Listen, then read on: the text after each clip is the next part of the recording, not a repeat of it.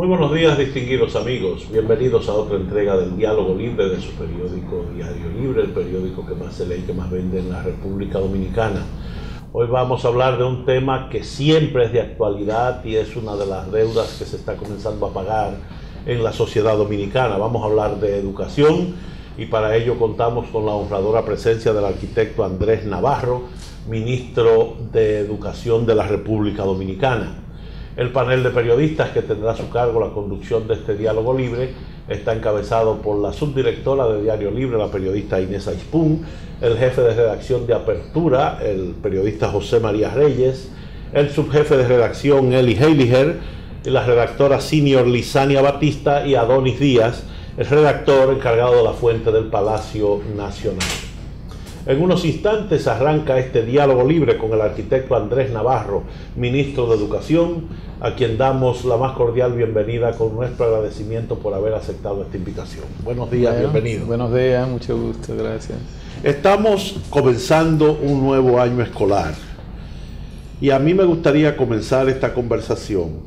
¿Cómo ve el ministro de Educación que son sus retos en este año escolar que inicia, sus metas a corto plazo y hacia dónde nos dirigimos en el campo de la educación? Bueno, Adriano, pues muchísimas gracias por esta oportunidad. Estamos apenas iniciando el año escolar 2017-2018 con una agenda que incorpora iniciativas, yo diría, novedosas en el marco de esta transformación de la educación en nuestro país. Entre ellas, pues, tenemos previsto iniciar el programa República Digital, precisamente en este año escolar. República Digital tiene 4 componentes, es un programa de la Presidencia de la República, tiene 4 componentes, uno de los cuales es educación, que representa el 80% de la inversión prevista en ese programa. Hay otros componentes como es el de desarrollo de las MIPYMES y la incorporación de la tecnología de la comunicación en el desarrollo de este tipo de empresas. Y también el de un gobierno más transparente usando las tecnologías para el acceso a la información y un componente que tiene que ver con la conectividad.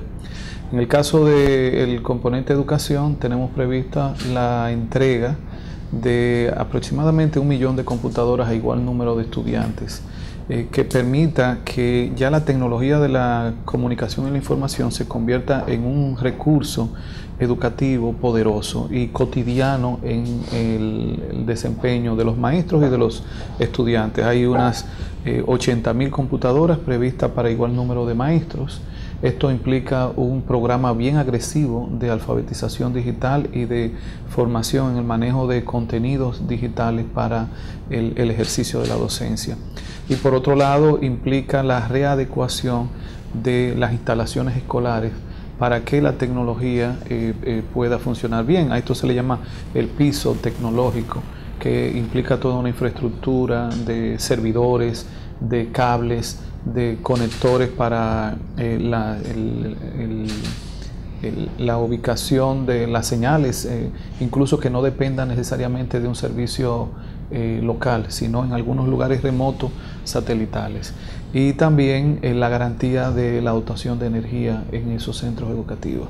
Es una pretensión de que se pueda ejecutar este programa en los próximos 3 años, iniciando ahora con un piloto que va a impactar directamente a unos 60.000 estudiantes, 3.000 maestros en 150 centros educativos del país. Por otro lado, en este año escolar estamos ya listos para aplicar la evaluación por desempeño al magisterio. Esta es una condición fundamental para elevar la calidad educativa. Quiero hacer un énfasis en que en este segundo mandato del presidente Danilo Medina, la orden que tengo es de hacer más énfasis en términos de inversión y de esfuerzo en las acciones que apuntalen la calidad educativa de manera directa, incluyendo la inversión en infraestructura que no termina, pero que sabemos que es una condicionante, no es una determinante de la calidad educativa. Y en ese sentido, la evaluación por desempeño del magisterio nos va a arrojar a finales de este año, es decir, en el primer cuatrimestre del presente año escolar, un diagnóstico que hace tanta falta, porque hace ya unos 9 años que no se realiza evaluación por desempeño y las cosas han cambiado mucho en materia del sistema educativo dominicano. Y sería poco riguroso nosotros establecer programas de formación continua para mejorar la calidad pedagógica, el manejo de metodologías, de instrumentos didácticos, sin tener un diagnóstico de cuáles son las debilidades y fortalezas de los maestros. Entonces ya en este primer cuatrimestre del presente año escolar tenemos prevista la aplicación de la evaluación por desempeño. También va a arrojar los criterios para aplicación de incentivos salariales a los maestros, además del diagnóstico. Pero digamos, el diagnóstico es el producto estratégico de la evaluación por desempeño. En el segundo cuatrimestre del año escolar, entonces, iniciarán los programas de formación continua para los maestros, lo que nos va a permitir vincular lo que es la formación de los maestros con la aplicación del currículum basado en competencia. Porque nosotros tenemos un cambio en la normativa en materia curricular, que es ya un paradigma curricular basado en desarrollo de habilidades en nuestros estudiantes. Pero eso es la norma, no necesariamente la realidad en la cotidianidad de la jornada escolar extendida. Por eso hay una serie de observaciones que nos han hecho y preocupaciones de que la jornada escolar extendida, pues de repente no está cumpliendo al momento a cabalidad su pretensión, porque no está, digamos, llena de los contenidos, de las actividades que se pretenden mejoren la calidad de los aprendizajes. Precisamente la aplicación en su verdadera magnitud del nuevo currículum es lo que nos va a dar la cobertura total de esas 8 horas de docencia en la jornada escolar extendida. Para esto el maestro debe tener esos nuevos instrumentos. Tenemos que recordar que tenemos un magisterio formado, igual que todos los que estamos aquí, en un currículum basado más bien en transmisión de conocimientos que en competencia. Por eso que se amerita de que ellos adecúen sus dominios en el marco del desarrollo de competencias. Así es que este año escolar pues nos presenta una serie de retos.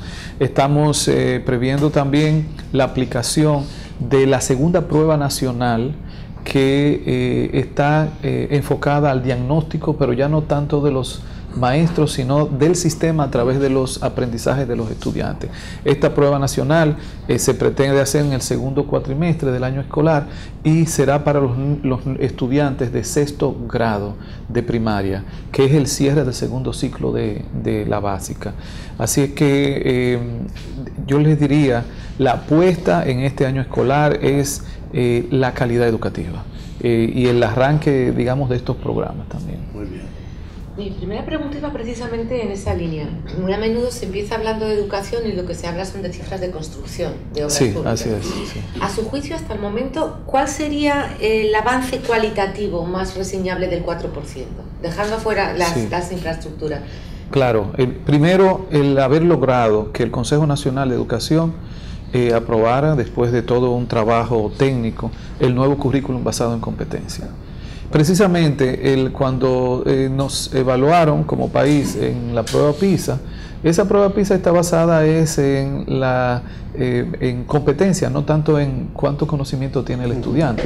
Y los resultados no son de extrañar, porque son estudiantes formados en un paradigma curricular diferente al que se está midiendo a través de la prueba PISA.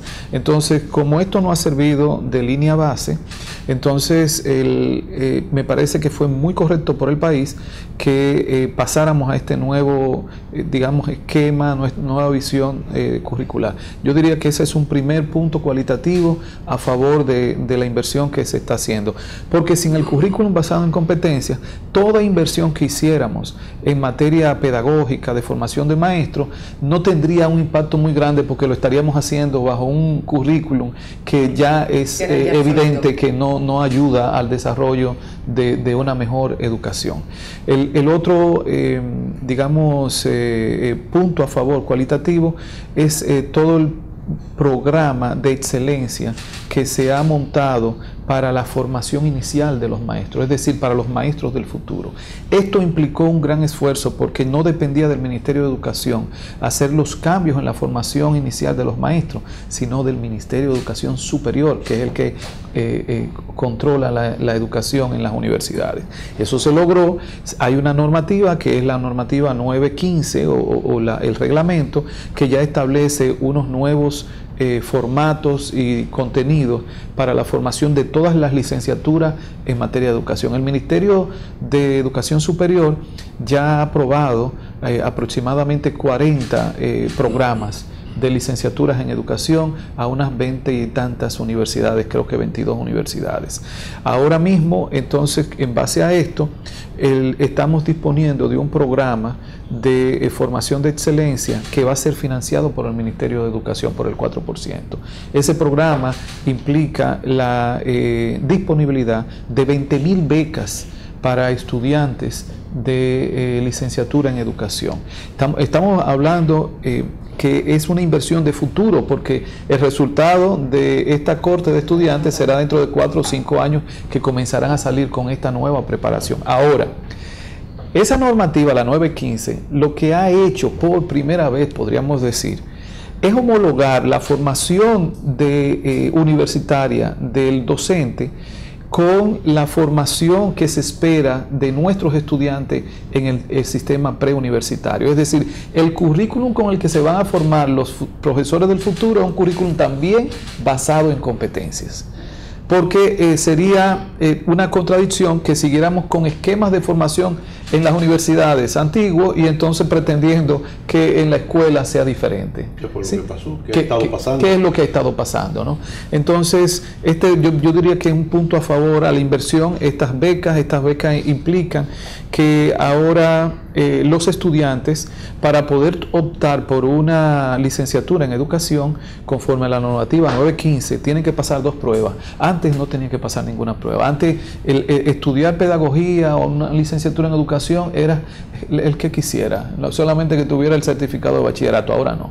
Ahora, para usted optar por estudiar licenciatura en educación, tiene que pasar una prueba de aptitudes académicas, que es el College Board, y una prueba también de conocimiento y actitudes, que es el POMA.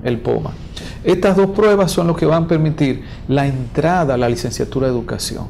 Ya no es cualquier estudiante que podrá entrar, sino los estudiantes que tengan no solamente mejores calificaciones, sino mayores aptitudes potenciales para la docencia, que es determinante. Pero una vez pasen estas pruebas, ellos podrán optar por la beca. La beca implica el pago total de la matrícula en las universidades que nosotros seleccionemos de excelencia.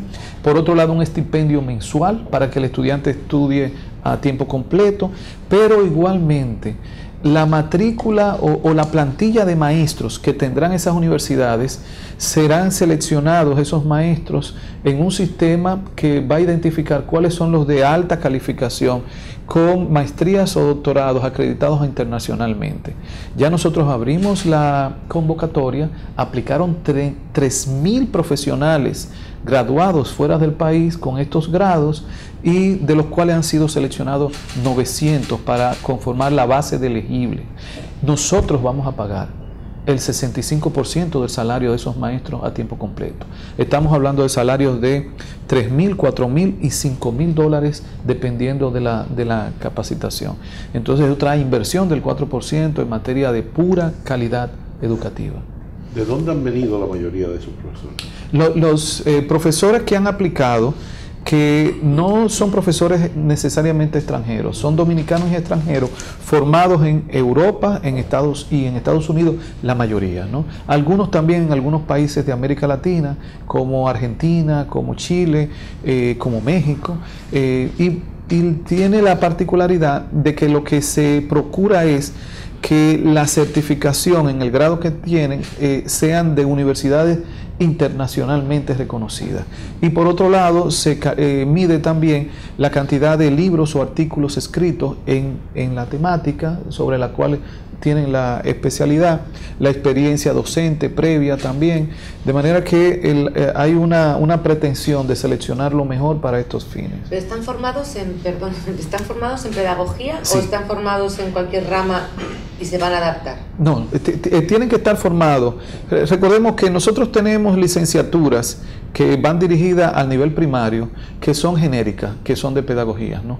Pero hay licenciaturas en educación que tienen ya un sector específico de especialización, especialmente las que van dirigidas a la formación de secundaria, o sea, un maestro de ciencias naturales para secundaria. Entonces esa tiene una particularidad. Pueden ser, digamos, biólogos formados en pedagogía, en universidades internacionalmente acreditadas, o pedagogos formados en, no sé, en literatura con doctorado. O sea que hay la combinación de ambos, pero todos tienen que estar vinculados a la educación necesariamente. O sea, si es un químico con doctorado no sé, en moléculas, no aplicaría. ¿Por qué? Porque ese es un científico, no es un educador, no está especializado en alguna de las ramas de la educación. Teníamos un profesor de historia experto en estrucología. Ajá, sí. Y hasta ahí llegaba el programa. Cuando él llegaba ahí se quedaba el resto del año hablando de los estrucos.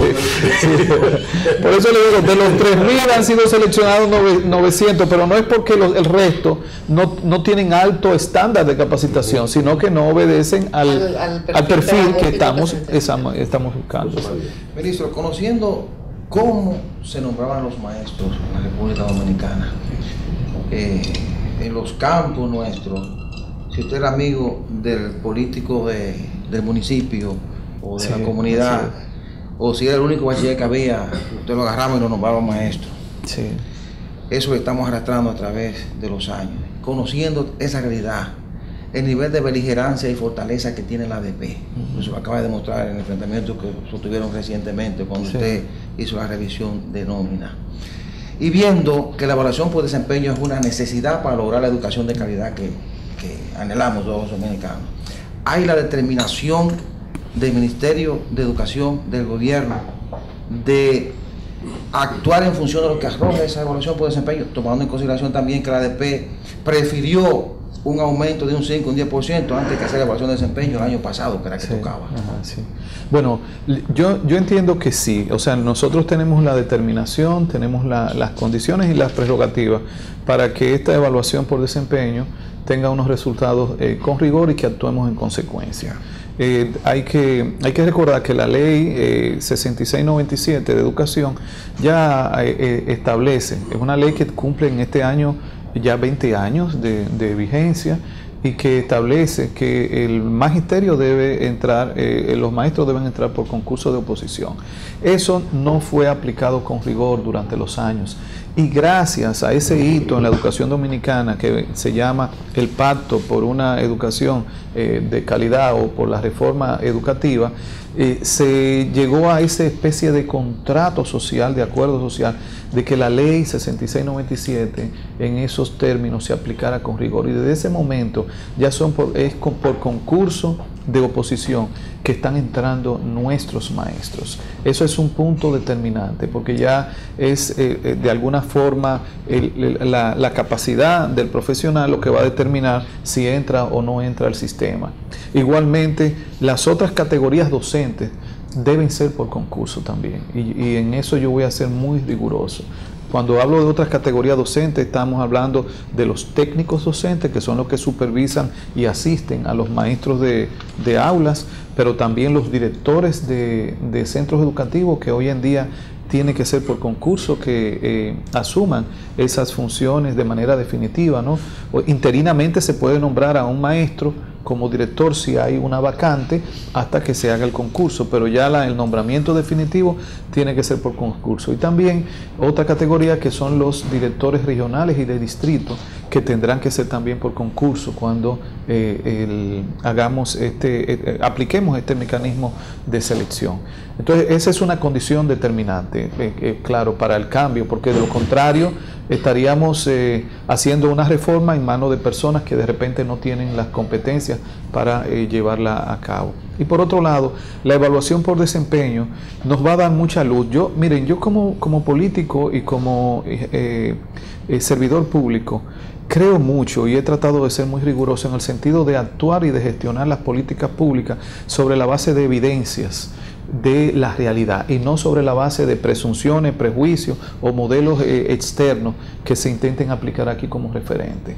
Por eso es que parte del cambio de la cultura en la gestión pública en nuestro país debe ser asumir la investigación como un instrumento obligado de las tomas de decisiones. Y eso me ha llevado también a conferir más importancia a los estamentos del Ministerio de Educación que están abocados a la investigación educativa, como es el Instituto de Evaluación y de Investigación de la Calidad Educativa, y también como son las áreas internas que están llamadas a hacer diagnósticos. La evaluación por desempeño, si nosotros la instituimos o la asumimos como ya está en la ley, deberá hacerse cada 3 años. Y esto es clave. Pero el otro mecanismo de investigación son las pruebas nacionales. Yo pienso que eso es un paso muy importante en términos de calidad educativa. ¿Por qué? Porque las pruebas nacionales ya no son para acreditar al estudiante que pase a un siguiente grado. Solamente la última, la del 6º grado de secundaria, es la que implica acreditación porque ya va a salir del sistema y va a pasar a un nuevo sistema que es el universitario. Pero las otras 3, las que se deben dar en 3er grado de la primaria, en 6º grado de la primaria y en 3er grado de la secundaria, son de carácter diagnóstico. Y esto sí nos va a ayudar a tener un mecanismo de monitoreo para ver qué tan efectivos somos en la mejora de la calidad de los aprendizajes. Así es que tanto evaluación por desempeño, que va de cara al magisterio, como las pruebas nacionales, esos 2 mecanismos nos van a estar arrojando evidencia para una toma de decisión inteligente. Ministro, recientemente concluyó la auditoría en el área de los profesores. Sí. Y arrojó un resultado de alrededor de entre 500 profesores como que no estaban, que recibían sus salarios sin trabajar. No sé si esa es la 500, cifra. No sé si esa es la cifra exacta. No. ¿Cuánto era? No, la auditoría ahora está en su fase de última revisión. En primer momento se identificaron 8.000 personas que no había evidencia de que estaban laborando. Luego de una revisión se determinó que algo más de 4.000 presentaron evidencias en ese segundo momento. Luego estamos en una fase de unas 3.900 que estamos en la fase de revisión de esos 3.900, entre los cuales ya hay un gran porcentaje que ha presentado evidencias y hay otro que todavía está en última fase. Precisamente en esta semana concluimos esa última fase y tendríamos ya los datos definitivos de lo que arroja esta auditoría. Bueno, yo lo que quisiera preguntarle es si se contempla algún tipo de sanción para las personas que permitieron que esos profesores ingresen al sistema como vagos, ¿no? Porque un profesor tiene la supervisión de su director y del encargado del distrito. Sí. O sea, si se contempla algún tipo de sanción para los responsables de esos nombramientos inorgánicos. Yo les voy a decir, yo tengo que ser sincero. En lo particular, yo no contemplo ningún tipo de sanción para eso. Porque ahí hay una responsabilidad sistémica que no es de una persona, que es del sistema de educación. Y esta responsabilidad ahora me debe llevar a mí a enfocarme a tomar las medidas estructurales para que algo así no vuelva a suceder jamás. Por eso es que yo no voy a centrar mis esfuerzos, que como ustedes comprenderán, son muy grandes para hacer esto, en búsqueda de culpables, sino en transformar el sistema para que esto no vuelva a ocurrir. Porque más que personas que estén en la nómina sin trabajar, el hallazgo más grande que ha dado esta auditoría es la cantidad de irregularidades en el manejo del sistema de nómina del ministerio, que llevó a que aproximadamente el 40% del personal docente estuviera trabajando en lugares donde no está nombrado. Y esto se convirtió ya en una distorsión sistémica, porque cuando un mal llega a esos niveles de predominio, te está diciendo que ya el sistema está en alguna medida colapsado. Entonces, ahora mismo con la auditoría, el principal resultado ha sido que ya sabemos quiénes son y dónde están. Y entonces eso nos va a permitir tener un saneamiento que nos pueda nos permita aplicar la evaluación por desempeño a los que son, porque si yo cometí el error de no hacer auditoría y pretender una evaluación por desempeño, y el 40% de los docentes no iban a ser identificados porque no sabíamos dónde estaban. Iban a ir los evaluadores a una escuela a evaluar a Juan Pérez y Juan Pérez resulta que no iba a aparecer. ¿Por qué? Porque él está en otra escuela, en otro distrito. Pero estamos hablando de más de 35.000 personas que iban a estar en esas condiciones. Esa evaluación por desempeño iba a ser una ficción o algo cosmético, pero no un diagnóstico científico. Entonces, por eso son tantos los frentes que yo tengo que tener ahora y tantos los detalles y aspectos para que esto no se vaya de la mano, que mi concentración va a estar en la transformación del sistema para blindarlo ante posibles distorsiones en el futuro de esa naturaleza. Señor ministro, recientemente usted dispuso un control en el financiamiento a los préstamos a los profesores a través de la cooperativa de maestros. Sí. Conozco de que la Asociación de Cooperativas de las Américas le envió una comunicación donde le solicita desestimar esa disposición, porque ellos entienden que hasta ahora el CONAMA ha sido la única entidad financiera que ha podido ayudar a los maestros a salir un poco de lo que es la pobreza que les rodea. ¿Usted ya le tiene alguna respuesta a ellos? Sí, bueno, no conozco esa comunicación, pero al referirme al tema, lo que hemos procurado es también resolver una situación que desde mi punto de vista es muy negativa. O sea, hemos encontrado un magisterio altamente endeudado, no solamente con la cooperativa del maestro, con otras cooperativas que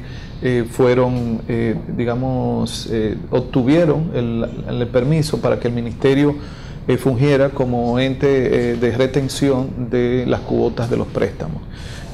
Estamos hablando de la CONAMA y 4 cooperativas más que estaban presentes en la institución. ¿Qué pasa?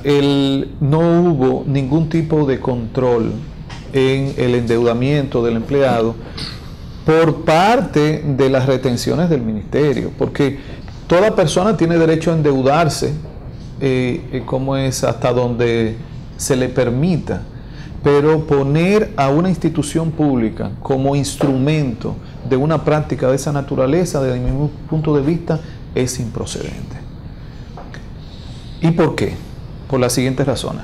Si nos vamos al marco legal, el Código Laboral, que nada más opera para los empleados del sector privado, establece, fíjense lo que establece, que ninguna empresa le puede retener para fines de financiamiento en la nómina a sus empleados más de la sexta parte de su salario. La sexta parte de un salario es el 17%. Pero eso es para el sector privado. Para el sector público, lamentablemente, la normativa no establece límite. Ahora, yo les pregunto, ¿qué diferencia hay entre un ser humano que trabaja en el sector privado y un ser humano que trabaja en el sector público? Ninguna. Entonces, lamentablemente, esto está regulado para el sector privado y no para el público.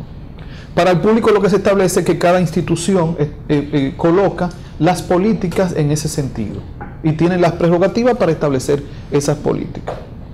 Encontré en el Ministerio de Educación que no hay ningún límite. Nosotros tenemos más de 9.000 maestros que están recibiendo mensualmente menos de 500 pesos en sus cuentas. ¿Por qué? Porque se endeudaron totalmente a través del ministerio, o sea, usando una institución pública para esos fines. Y eso me parece, por lo menos mi visión política es que eso no debe ser. Eso tiene que tener una regulación, unos límites.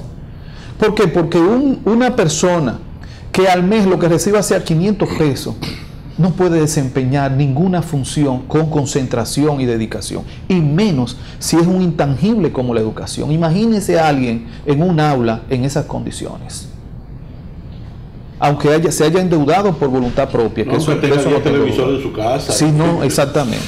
Entonces, ¿qué pasa?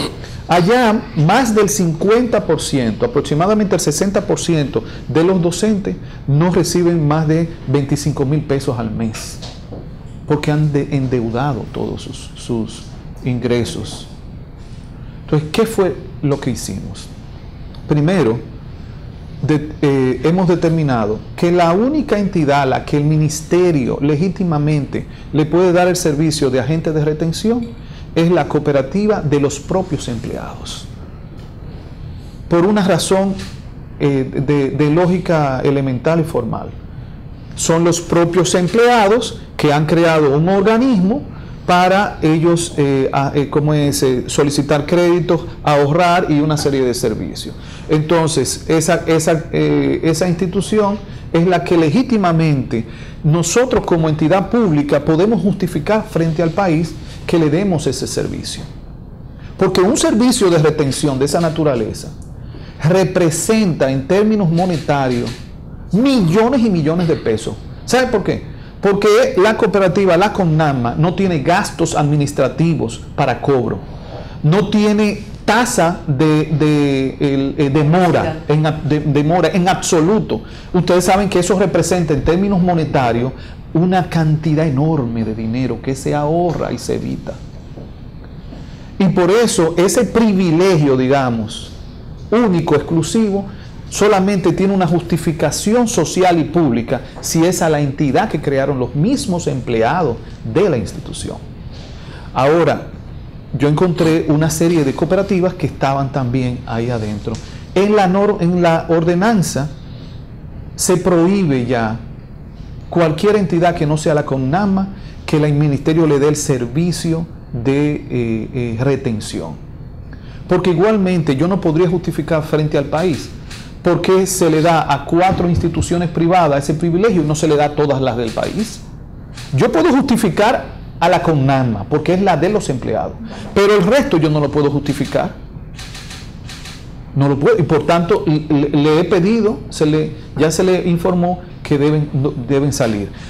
Se van a mantener mientras hayan compromisos previos a esta ordenanza, porque no puedo tampoco aplicar una medida de esta naturaleza retroactivamente, porque hay ya un derecho adquirido. Pero desde ahora en adelante nada más a la CONAMA. Ahora, poner un límite, porque es indispensable que nuestro personal reciba una parte de su salario líquido para que decida qué hacer, pero también para que no se genere el imaginario de que el ministerio no le está pagando y de que el ministerio es el empleador torturador, de que no me hace llegar mi salario, porque se genera una psiquis de esa naturaleza también. Ni que ningún salario alcanza. No, exactamente. Ahora, nosotros, ¿por qué el 40%? Porque hicimos un análisis de cuánto recibe la CONAMA por retención de esta naturaleza y para que no se perjudicara, no le perjudicara esta medida a la liquidez de esa institución. Y con el 40% estamos seguros de que no va a ser afectada. ¿40 o 20?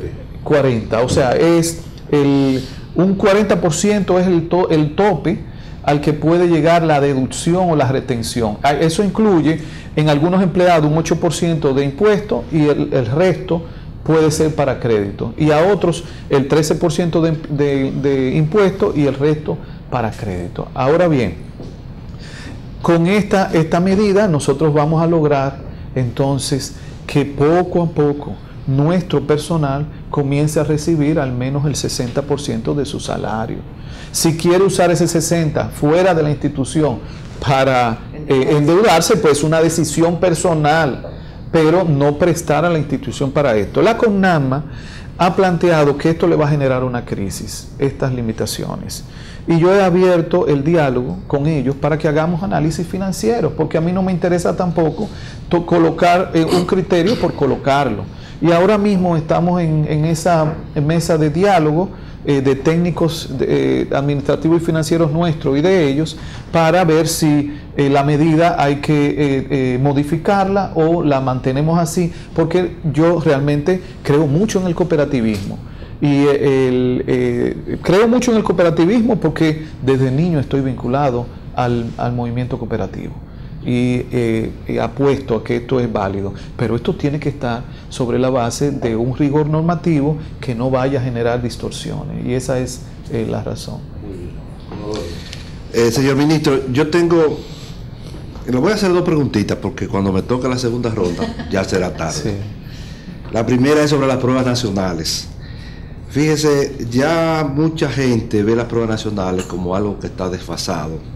Incluso la ministra de Educación Superior decía en días atrás que no sabe por qué eso ya no se ha quitado. Conozco de casos que han comprado las pruebas nacionales, estudiantes que han comprado las pruebas nacionales. Entonces mi pregunta es, ¿cuándo usted piensa, si está dentro de su agenda, quitar las pruebas nacionales? Esa es una. Y la segunda es, después del presidente Danilo Medina, usted es el funcionario mejor evaluado dentro de la administración pública. Incluso se le ve ya como un posible candidato presidencial en caso de que el presidente Medina no vaya o la Constitución se lo prohíbe, aunque algunos juristas dicen que no se lo prohíbe, que puede ir. Entonces, ¿está usted dispuesto a lanzarse ya, a aceptar ese reto como posible candidato presidencial a la República? Bueno, son 2 preguntas de naturaleza muy distintas, pero en el caso de la primera, yo, como le expliqué anteriormente, yo creo en el mecanismo de las pruebas nacionales, siempre y cuando no sean para fines de acreditación, sino de diagnóstico. Por eso que por lo menos en mi gestión, bajo ninguna circunstancia, yo voy a promocionar el que se elimine ese mecanismo.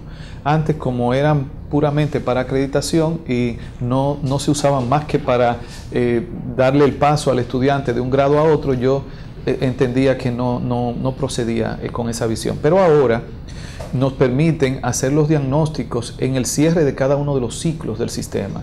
El sistema tiene 4 ciclos, 2 de primaria y 2 de secundaria.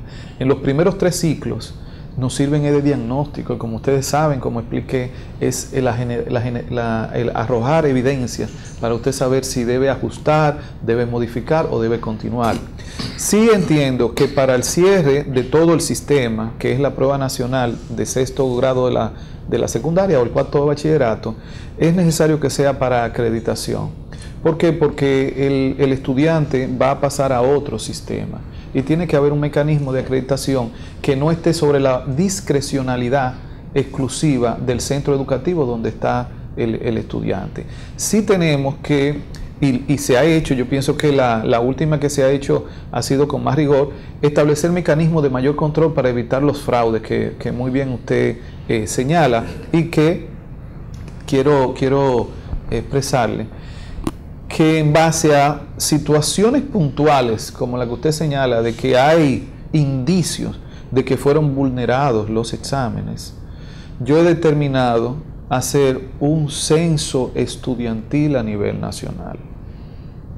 Nosotros vamos, así como hicimos la auditoría de los maestros, vamos a hacer la auditoría de los estudiantes a nivel nacional. Para eso ahora se ha creado un equipo en el ministerio que va a generar el diseño de una muestra que nos permita establecer evidencias iniciales y que me dé confiabilidad para ya una aplicación censal. Pero yo no puedo simple y llanamente aplicar las pruebas nacionales asumiendo que todo está bien en términos de la matrícula estudiantil. Y esto nos va a llevar a ese mecanismo. La otra pregunta, yo les digo, en el caso mío particular, yo soy un político a tiempo completo y ahora mismo mi función es como servidor público. Tengo aspiraciones políticas, pero no ambiciones. en el sentido de que yo tengo un sentido del tiempo, de lo que es oportuno e inoportuno y de lo que es prudente e imprudente. En este momento el presidente Danilo Medina me ha confiado la cartera más compleja y de mayor dimensión en nuestro país, que es la educación. Yo cometería un grave error de entretenerme en otra agenda que no sea la educativa, y no voy a permitir eso. Yo estoy consciente de que hay muchos sectores que han valorado bien mi trabajo como un funcionario público, y eso puede generar comentarios y proyecciones, pero nada de eso me va a entretener. Yo tengo claro dos lealtades a las que no le puedo fallar. La lealtad de que me ha conferido una delegación de poder, que ha sido el presidente, y la lealtad del que me ha conferido una delegación de poder en segunda generación, que ha sido el pueblo dominicano. Por esa razón, tengan la seguridad de que Andrés Navarro no se va a distraer con cantos de sirenas en términos de candidatura. Yo apuesto mucho al éxito de esta gestión gubernamental, y ya será el Partido de la Liberación Dominicana que decidirá quién los representa en base a la coyuntura que se dé, ¿no? y lo que permita el marco legal. Pero mi apuesta, y lo estoy disfrutando con todas las complejidades que tiene este puesto, los riesgos que uno asume con decisiones que está tomando, yo lo estoy disfrutando porque lo veo como un privilegio el ser ministro de Educación, una oportunidad, pero también una gran responsabilidad a la que no voy a fallar. Yo tengo un amigo que dice que todas las presidencias se aceptan, hasta la de la República.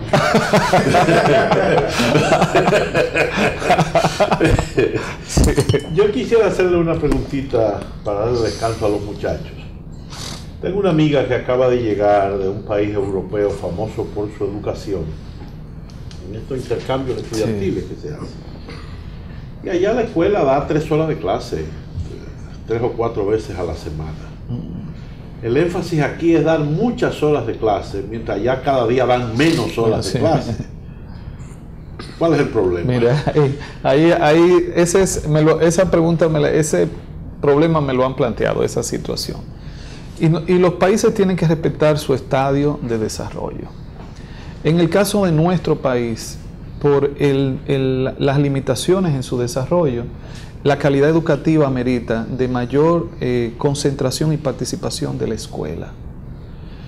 Con este currículum basado en competencia como una fase inicial, debe estar bastante, el trabajo educativo debe estar bien centrado en la escuela. Lo esencial. Sí, lo esencial. En un país ya que ha pasado por varias fases del desarrollo de su sistema educativo, va trasladando una serie de competencias que ya no dependen de la escuela, dependen de la familia, dependen de la comunidad y dependen de sectores sociales. Y eso le permite un respiro a la concentración en la escuela. En el caso nuestro no. En el caso nuestro, primero tenemos que construir una escuela capaz de desarrollar esta competencia. Inducir a que la familia asuma una responsabilidad como un estimulador curricular que es indispensable para un currículum basado en competencia. La familia en nuestro país ahora tiene que ir asumiendo esa estimulación curricular que lleve a que el hogar facilite el desarrollo de las competencias en la escuela.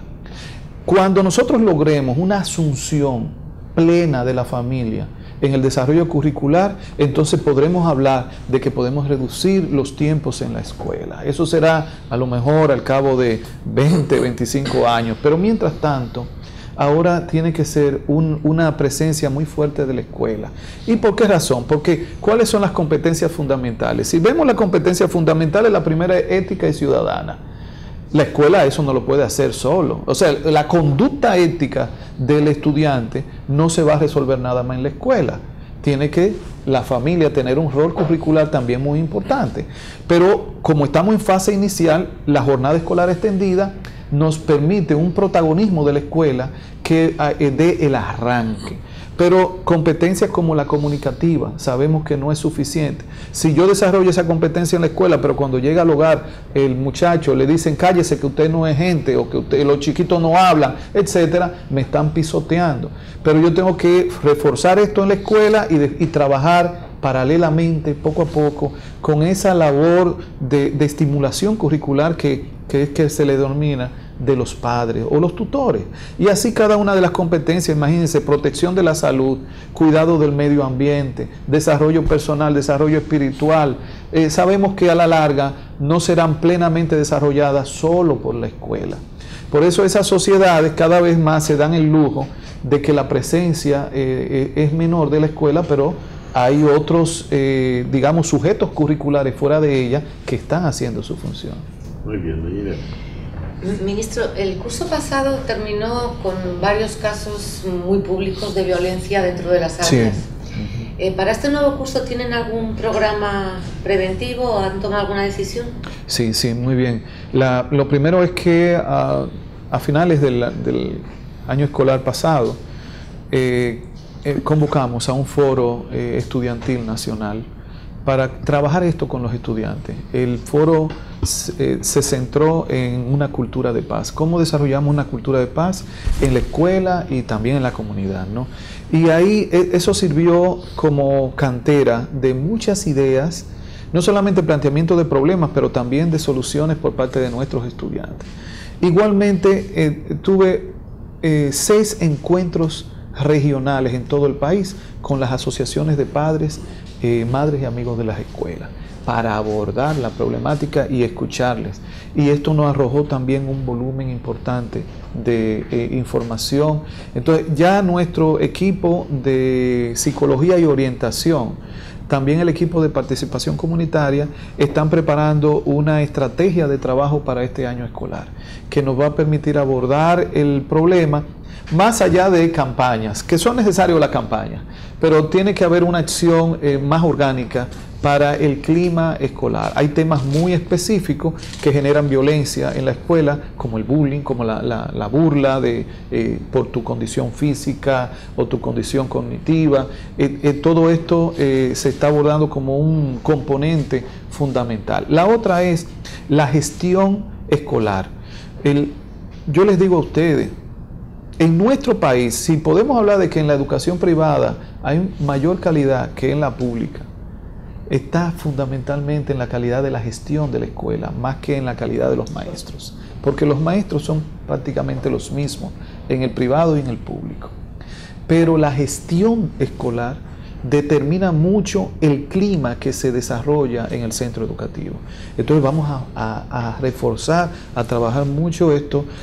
Tenemos programas que se están elaborando de la mano de la cooperación española, del PNUD, también el BID, que tenemos un programa muy importante con el Banco Interamericano de Desarrollo, y la idea es que este año nos sirva para poner en escena estas nuevas opciones de programas para elevar el ambiente escolar en términos de armonía y reducir la violencia. ¿Sí? José María. Ministro, ya usted ha explicado que este año escolar tiene como novedad la República Digital, sí, que va a priorizar mucho también lo tecnológico. Sí. Una de las críticas el año pasado a la tarde extendida fue de que a partir de mediodía los niños prácticamente no hacían nada. ¿Qué se va a hacer a partir del mediodía? ¿Hay un valor agregado? Sí. Los talleres de pintura, qué sé yo, alguna preparación técnica? ¿Qué hay en el currículo a partir del mediodía? ¿Y qué posibilidad existe en que en un mediano plazo nosotros podamos tener una educación bilingüe? Sí, bueno, para ir llenando de contenido la jornada escolar extendida, yo he ido estableciendo una serie de alianzas con instituciones que pueden aportar mucho al currículum. Con medio ambiente, para el desarrollo de la competencia de protección del medio ambiente. Eso nos va a dar contenido y agenda en la jornada escolar extendida a nivel nacional. Con el Ministerio de Salud, que tiene un rol también, hay una competencia específica que es cuidado de la salud, y van a trabajar con nosotros eso, además de las campañas de vacunación que son propias del sistema de salud. Por otro lado, una alianza con el Tribunal Constitucional para ya incorporar la formación en derechos y deberes basados en nuestra Constitución en las escuelas, en los diferentes niveles, nivel primario, nivel inicial, primario y secundario. No es, porque se ha confundido, no es que vamos a formar constitucionalistas en la escuela. Lo que queremos es ir creando una nueva ciudadanía que domine a cabalidad sus derechos, pero también sus deberes. Y la Carta Magna es la fuente de orientación. También alianzas con el Ministerio de Deporte, que tenemos previsto para la próxima semana, pues ya contar con esta firma de acuerdo. Eso nos va a generar una agenda de contenido enorme, como ustedes comprenderán, y también una alianza con el Ministerio de Cultura, que nos va a inyectar, va a tributar mucho al contenido de la jornada escolar extendida. No hay manera de nosotros desarrollar una jornada escolar extendida a cabalidad solamente con el ministerio, con la agenda del Ministerio de Educación. Esto tiene que ser el concierto de muchas instituciones del Estado, pero también de la sociedad civil. Piensen ustedes, yo tengo una serie de frentes que han sido muy tímidos y que van a cobrar mucha presencia en este año escolar, como es la educación especial, para que la revolución educativa sea realmente inclusiva. Y con esto hay una mesa de todas las instituciones especializadas por muchos años en trabajar con niños, con estudiantes que tienen algunas necesidades específicas, para que ellos también sean socios nuestros en este sentido. Por otro lado, la formación técnico-profesional, que yo lo he dicho, digamos, de una manera muy llana, vamos a ir convirtiendo los liceos en politécnicos. No es posible que en un país como el nuestro, con un drama social como el que tenemos, el 80% de nuestros estudiantes de secundaria salen de liceos genéricos, de la modalidad académica, sin ninguna competencia laboral. Vamos a impulsar los liceos artísticos y los liceos deportivos, con la alianza con el Ministerio de Cultura y la alianza con el Ministerio de Deporte. Porque el arte y el deporte son terrenos formidables para el desarrollo de competencias como la comunicativa, la competencia como la colaboración o trabajo en equipo, ¿sí? El desarrollo del cuidado de la salud, el desarrollo personal. Hemos estado desperdiciando enormemente como recursos curriculares el arte y el deporte, y esto va a ser ahora orgánicamente integrado a la jornada escolar extendida. Hemos hecho una alianza con los ayuntamientos, porque entendemos que en las comunidades locales la jornada escolar extendida debe estar muy vinculada a la realidad municipal, con muchas tareas que no son extracurriculares desde la óptica ya del nuevo currículum, sino que muy bien son claves para el desarrollo de competencias. Así es que esa es la perspectiva. Este año escolar va a ser un año de prueba en términos de la ruta que vamos a tomar para la calidad educativa, por la cantidad de iniciativas que se van a poner en escena. Muy bien, don Eli. Profesor, usted habla, bueno, ya se realizó la auditoría de profesores y usted ha hablado ahorita de que se va a realizar una auditoría para los estudiantes. Yo quiero preguntarle si se tiene contemplado una auditoría al personal administrativo. Sí, sí, claro.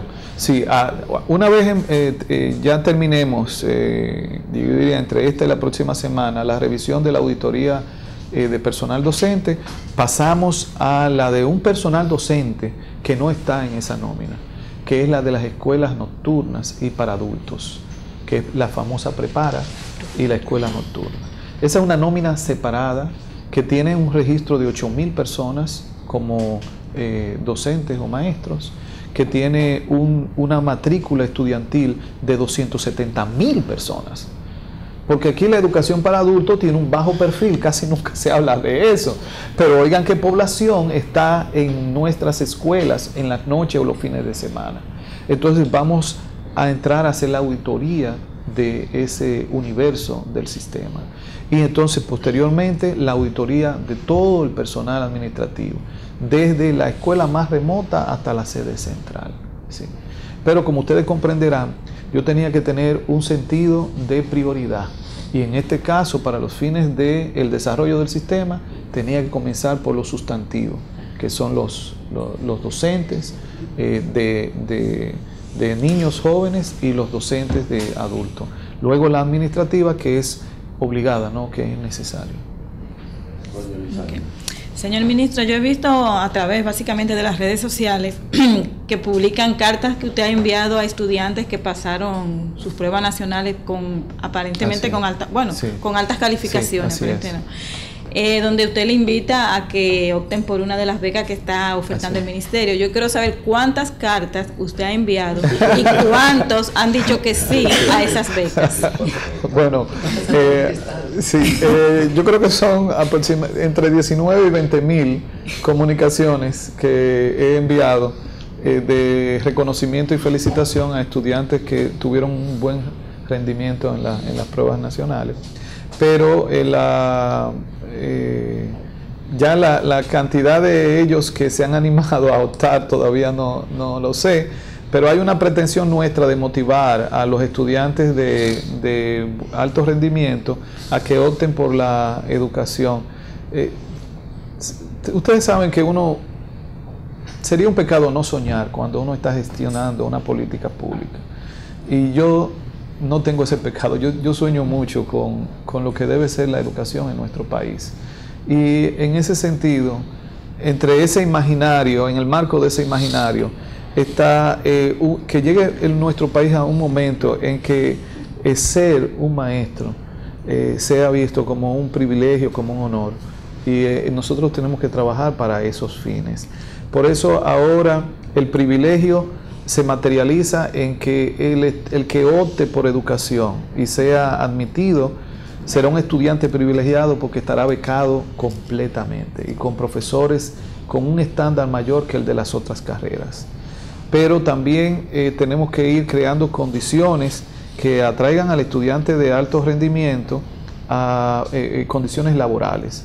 Yo creo que hay que seguir apostando a que el magisterio tenga mejores condiciones laborales, no solamente salariales, sino en el ámbito de trabajo, de donde ejerce su función.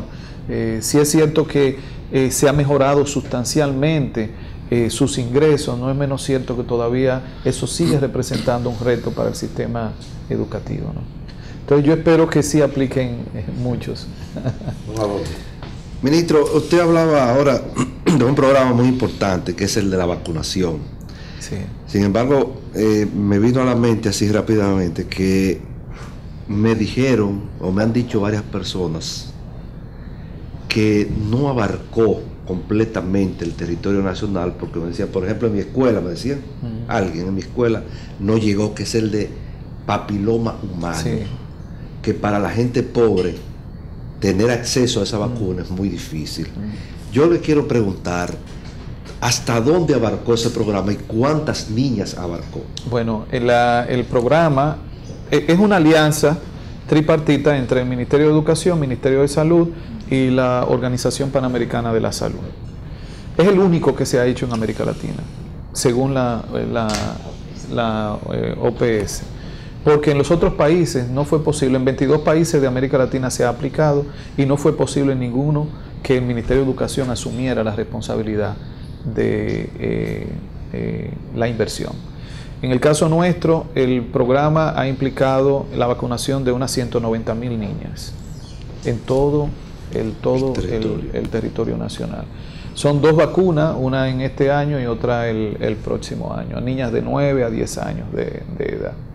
Y yo no puedo asegurar que haya un margen de error, de que de repente en una escuela remota no se haya llegado. De esas 200,000 niñas, ¿qué porcentaje de las niñas de esa edad serían en edad escolar? En edad escolar, no, la totalidad del sistema educativo, el sector público. Pero me refiero a que hay, por ejemplo, 100,000 estudiantes en el primer año, 200,000 en el segundo, 300,000 en el tercero. Sí, en la población a la que se vacunó, ¿qué porcentaje de la población que le correspondería para ver cuántos se quedaron? Exacto. En caso de... No, es que el cálculo que se hizo es, nosotros tenemos en el país aproximadamente 400,000 niñas en esa edad. Sí. En esa edad, 400. No, okay. Ya el Ministerio de Salud había identificado que cerca de 200,000 habían sido en gran medida vacunadas, pero en el sector privado. Okay. Que por eso nosotros no podíamos aceptar que determinados sectores quisieran manchar una acción de esa naturaleza sobre la base de unos criterios y unos principios sobre las niñas. Porque este programa lo que llegó fue, como bien usted dice, a las niñas cuyos padres no iban a poder jamás pagarle una vacuna de esta naturaleza. Estamos hablando de 16,000 pesos la vacunación. ¿Qué familia de recursos medios bajos podría accesar a esto? Entonces, si las de los colegios privados, las de clase media, estaban siendo vacunadas por inversión de sus propios padres, ¿cómo a las niñas las íbamos a dejar de los sectores vulnerables fuera de vacunación? Entonces, hicimos una inversión de 150 millones de pesos, el Ministerio de Educación. El Ministerio de Salud se ocupó del operativo con el apoyo nuestro en los centros educativos. Y la Organización Panamericana, que fue la que nos vendió la vacuna, el precio que logramos fue sumamente competitivo, además de la garantía de que la vacuna es segura, es buena, ¿no? Entonces, de repente hay un margen de error de que no llegó a determinado lugar, pero fue, y yo confío mucho en el Ministerio de Salud, fue universal la aplicación. Para el próximo año hay que hacer la misma jornada. Y yo les digo a ustedes, uno de los aspectos en los que debe cambiar la educación con la revolución educativa es que la educación no puede ser unidimensional. Es decir, pensar que solamente es trabajar en los aprendizajes per se. Debe ser pluridimensional, es decir, tenemos que estar preocupados en la escuela por la salud del niño, por no solamente su salud física, sino también su salud emocional. Es verdad, los aprendizajes son en nuestro centro de atención, pero los otros factores no pueden ser ajenos a nosotros. Por eso el acuerdo con el Ministerio de Salud implica que vamos a ir a crearle una ficha de salud, un historial de salud a cada niño en las escuelas, que esté dirigido por los centros de diagnóstico y atención primaria que ya el presidente está montando en todo el territorio nacional. Entonces, que haya una red que nuestras escuelas estén vinculadas a ello. Yo creo que esto va a ser muy efectivo a mediano plazo. Una última pregunta, ministro. La inversión del 4% originalmente fue básicamente construcción y salario. Originalmente, sí. O sea, cuando comienza, cuando arranca. Sí, sí. La inversión en construcción tiene que ir disminuyendo. Sí. No caben tantas escuelas ya en el territorio nacional.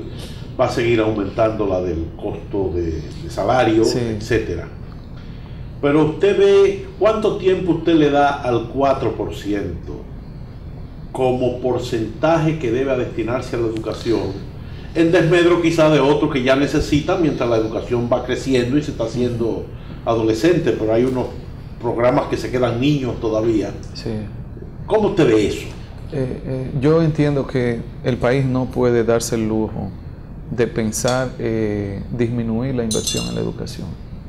El 4% debe mantenerse, no veo otra opción que no sea, a lo mejor en un futuro de mediano plazo, evaluar el aumento, pero no la disminución, por la siguiente razón. Nosotros tenemos previsto para finales del 2018 concluir el grueso de la construcción de edificaciones escolares. Puede ser que continuemos en el 19 con un remanente por la migración de población estudiantil del sector privado al público, que nos está generando hoy en día mucha presión. El año pasado ingresaron 60,000 estudiantes del sector público del sector privado al público, y este año tengan la seguridad que eso va a aumentar. Entonces, pero digamos que al cierre del periodo presidencial, la inversión en infraestructura nueva será prácticamente nula o innecesaria. Pero tenemos que generar programas bien agresivos y de mucha inversión para el mantenimiento y reparación de toda la infraestructura escolar. La gente nunca habla, y nunca se habla en los análisis, de que el Ministerio de Educación es el mayor administrador de bienes del país.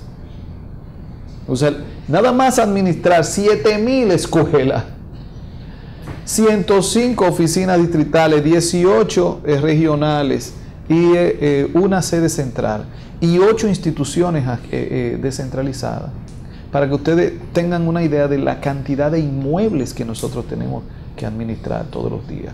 Entonces ahí vendrá un gran reto para invertir en reparación, reconstrucción, adecuaciones. Pero sin duda la curva de inversión de capital en infraestructura será una curva descendente. Pero ¿qué pasa? Que la inversión en la operación de la educación y en la mejora de la calidad de la educación es mucho mayor que la inversión en infraestructura, porque un centro educativo, una escuela, me cuesta ahora 80 millones de pesos construirla, pero manejar esa escuela durante 5 o 10 años con calidad, con eficiencia, con maestros preparados y bien pagados, con estudiantes con todos los recursos educativos, no estamos hablando de 80 millones de pesos, estamos hablando de miles de millones de pesos. Entonces, parece que en algunos sectores hay la expectativa de que cuando se acabe la inversión de infraestructura, ya el 4% puede reducirse porque ya no hay que invertir tanto. Al contrario, la calidad educativa es mucho más costosa que la infraestructura educativa. Y por eso, y cada vez más serán las exigencias, porque por suerte, el ser humano, en la medida en que satisface necesidades, es capaz de generar nuevas demandas. Y tengan la seguridad que dentro de 10 años, las demandas en la educación, hoy en día a lo mejor no la imaginamos, no la conocemos, pero serán tan grandes y tan agresivas como la de hoy en día. Así es que yo entiendo que el reto grande nuestro es que el 4% sea bien administrado, bien gestionado, con inteligencia, con transparencia, para que dé, porque de lo contrario no va a dar, sabemos, ¿no? Esa es mi perspectiva. Muy bien, pues muchísimas gracias al arquitecto Andrés Navarro, ministro de Educación de la República Dominicana, por su participación en este diálogo libre. A todos ustedes, muchísimas gracias por la atención prestada y hasta un próximo diálogo libre. Buenos días.